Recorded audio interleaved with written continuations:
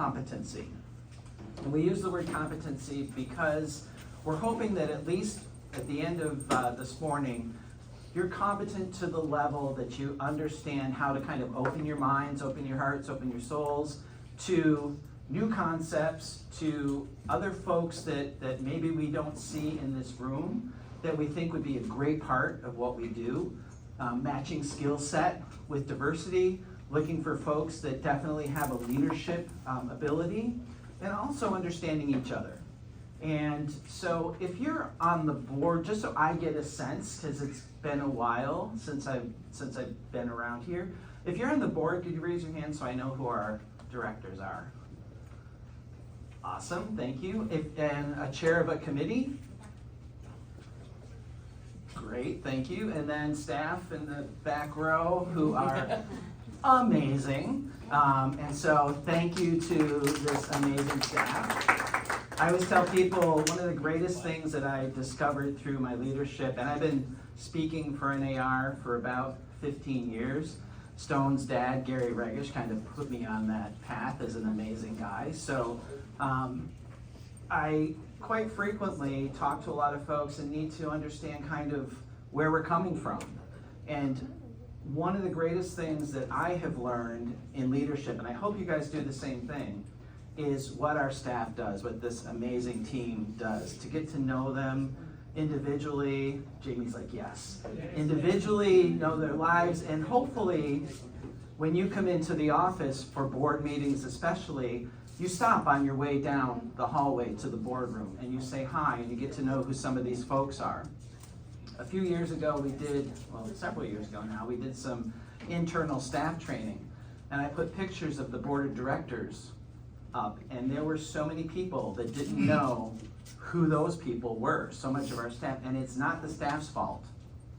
It was our fault as a director just shooting down that hallway to the boardroom instead of stopping and seeing the people that, quite frankly, the board of directors, and I say this with love because I did it for years, we leave a debris field behind that then the staff has to figure out how to make function. And so we need to show them just a tremendous amount of respect for that. So talking about cultural competency, this is the only time I'm gonna ask you to do this, because I don't like those things where stand up, talk to somebody, da-da-da-da-da. But I am gonna ask you to stand up right now, stretch your legs a little bit. And what I want you to do is cross your arms in front of you. All right? Now drop your arms, shake them out a little bit, and cross them the opposite way. That's what we're going to discover today. You can sit down.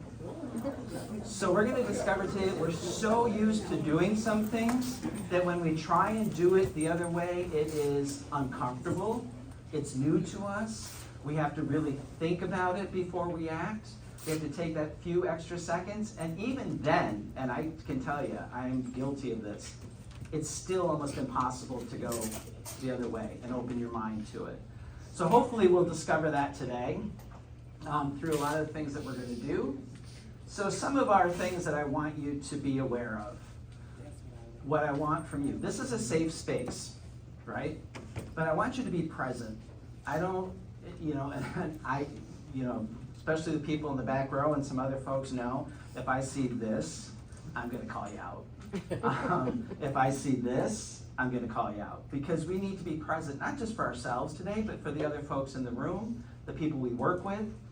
If you need to make a phone call, because hopefully everybody that's a realtor in this room is just entrenched in a great transaction that can go south very easily, right? Go ahead, go out and take the call. Go somewhere where we can't hear you, obviously, and only be gone for as long as you absolutely need to be. We will take a break, because the brain can only handle what the butt can bear. So we'll take a break, stretch a little bit. So be present, be here, acknowledge that we're different. Acknowledge the places and the things that we will discuss today, and that it separates us from each other. We need to learn how to unite us. When we talk about diversity, I really want to be clear. Everybody in this room represents diversity. It's more than just the things we typically think of. It's the path that you've taken in life. It's the things that have affected you in your life. It's the education you've had, where you grew up, who your parents were, who, your grandparents were. I was raised by a single mom for most of my childhood. Not everybody has what we look at as the typical. There's one of my, hey, Atwal. Good morning, thank you for Atwal is one of my role models, and if you don't know Atwal, get to know her because she's amazing. Sorry, of course. So just keep that in mind, that we all represent that diversity, sorry. So just as a term of introduction, and I'll just look for a few of you that want to share.